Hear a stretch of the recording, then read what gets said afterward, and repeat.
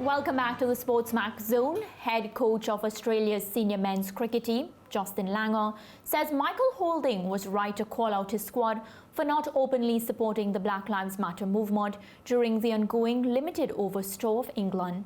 Holding criticised the hypocrisy of the English and Australian teams for choosing to dispense with the gesture and posture on show in the three-test series between West Indies and England in July. Holding says, "I've been disappointed they've not taken a knee since the Pakistan series started. Just because West Indies have gone home, you shouldn't stop respecting the message." Langer admits the Aussies should at least have given greater consideration to taking a knee at the start of the previous games on tour. But not everyone is acknowledging that Holding was right in his observation. England's Barbados-born pacer, Jofra Archer, appeared to scoff at Holding's remarks. He said, "No one here has forgotten about Black Lives Matter. I've spoken to the England and Wales Cricket Board Chief Executive, Tom Harrison, and we have got stuff running in the background. I'm pretty sure Michael Holding doesn't know anything that's been going on behind the scenes."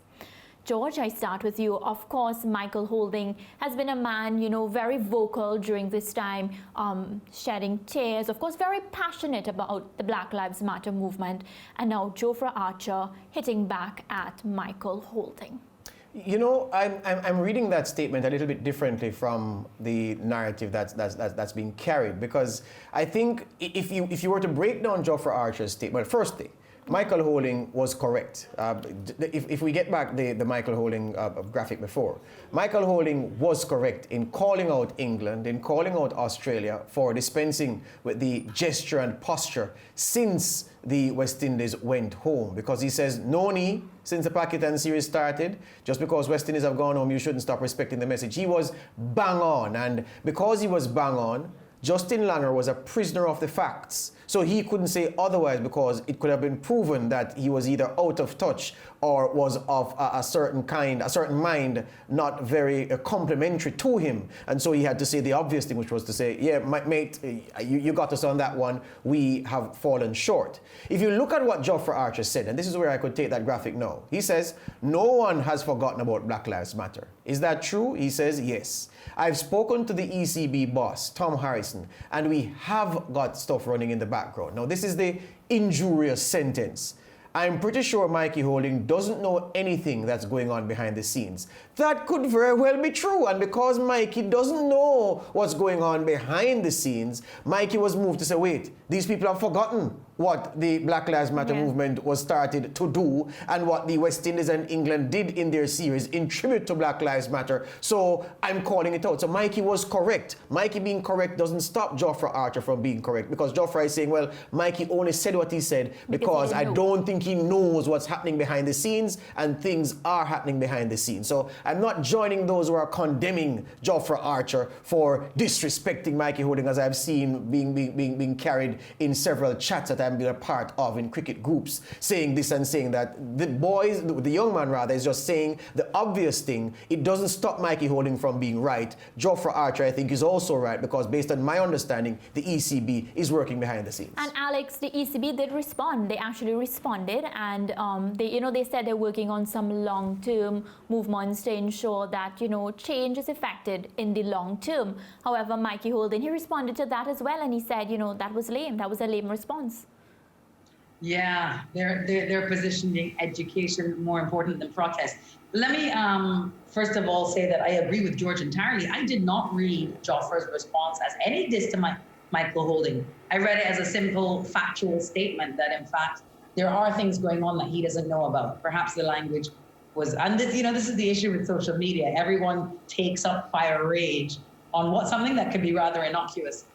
They've let guys, the bigger, the deeper, the broader issue is that Black Lives Matter is not just about police brutality. It is about inclusion and understanding of Black people and people of color's place in the world. And frankly, the English teams and the Australia teams have shown their colors, pun intended, right? I think they've really got it wrong there. They should have done something symbolic. That's wonderful that things are going on in the background. I'm glad to hear that. But right now, this is a serious moment in our existence, in our world, in our society, but particularly in sport. Alex, but then we can ask the question, is it really about just having symbols? Is it really about just taking a knee? Or is it that we need to ensure that change is pushed forward? And is it that every time you take a knee, there'll be some sort of change? Or is it that we're going to just keep reminding people by taking a knee? Yeah, representation matters. We see it all the time. It's just slipping my mind, but they're all examples in sports. And you think, boy, there would never be a so-and-so if there wasn't a so-and-so before, where you could see an example for yourself. People around the world, particularly non-Black, or I should say white people, white children who are not forced to think in this way because it is not their own personal experience, need to see it, need to be constantly reminded. It is one of the reasons I loved Sohail Tanvir's celebration in CPL. Sohail Tanvir, there he was every time with the club. Black lives matter. It's important. It's symbolic, and we've realized in many, it makes people uncomfortable. Why would it make people uncomfortable? Why is it a difficult thing? 30 seconds before we start, because we're on board with this. Actually, people, I think, when you don't do it, you're not actually that on board. You have a challenge with the message. And I think that's what has left England and Australia cricket teams looking exposed. George, you see these symbols as being the same question I asked Alex, if symbols affecting change, or should it be more than just that? Well, what is true is that over time, look at any movement in the history of the world, any effort to change something, it always starts with what I call gesture politics. Gesture politics is important, will always be important. Alongside that, though, you need the real movement, the real machinations to get things done. But gesture politics can't ever be insignificant. Look, there's a danger to the Black Lives Matter protest that I had at the start. Based on what I'm seeing, those fears are ebbing away as I see what people are doing, what LeBron James is doing, what NBA players are doing, and what associations that have been accused of being racist and prejudiced are doing. Remember this issue of players wearing black armbands on the football field as a mark that someone close to the club or some part of the extended club family has died, the black armbands. So when you saw a team running out in black armbands, you said, oh, well, somebody important has died. Or you see a flag being flown at half-mast. Yeah. Those things happen so often. Players come every week in black armbands. You don't even know who is dead anymore or who everything. So it gets lost in this whole gesture. Oh, let's just wear the black armband and just get on with things. Many players don't even know why they're wearing the black armbands. And I was hoping that the Black Lives Matter movement wouldn't get to the stage where players were taking a knee and holding up the fist just out of rote. There's a word that I didn't want to use because it's perfect for another setting, but I think it would be best to use it to describe the situation. When a man and a woman are together and they have, there's a certain kind of copulation then, and you know what? No, I'm going to abandon it. Alex, you know the word. But I'm going to leave it. The point I'm making is this. No, you can't leave me out. Alex, he can't leave me out. Thousands waiting. No, I'm trying to find a way to make it elegant. No, but speak your mind. No, it's not about, it's a family show. I remind you that. The responsibilities are great. I'm just saying that I didn't want it to get lost, the gesture to be weakened, to be diluted.